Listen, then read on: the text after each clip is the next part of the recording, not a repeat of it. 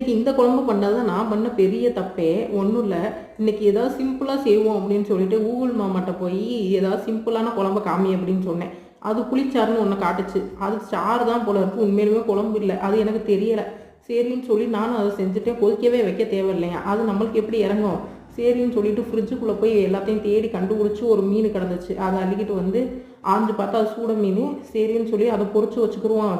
அப்படின்னு சொல்லிட்டு அப்பயுமே எனக்கு மனசு ஆறல. இந்த புளிச்சாறை வச்சு எப்படி சாப்பிடுறது அப்படின்னு சொல்லிட்டு திரும்ப அந்த புளிச்சாறை கொதிக்கவே வச்சு, அதுக்குள்ள மிச்சம் மீதி உள்ள மீனெல்லாம் அள்ளி போட்டு வச்சு கொதிக்க வச்சுட்டேன். கூடவே இந்த பருப்பு துவையல செஞ்சு வச்சுருவோம். ஏன்னா எப்படியுமே நல்லா இருக்க போறதில்ல. அதனால இந்த துவையல வச்சாவது அட்ஜஸ்ட் பண்ணி தின்றுவோம். அந்த துவையலுக்கு சைடிஷா ஒரு முட்டைய வேற பொரிச்சு வச்சிருக்கேன். ஒரு முட்டைன்னு சும்மா சொன்னேன். ஒரு 4 முட்டைய போட்டு பொரிச்சு வச்சிருக்கேன். நம்மளுக்கு அப்பதான் கட்டுப்படியாகும்.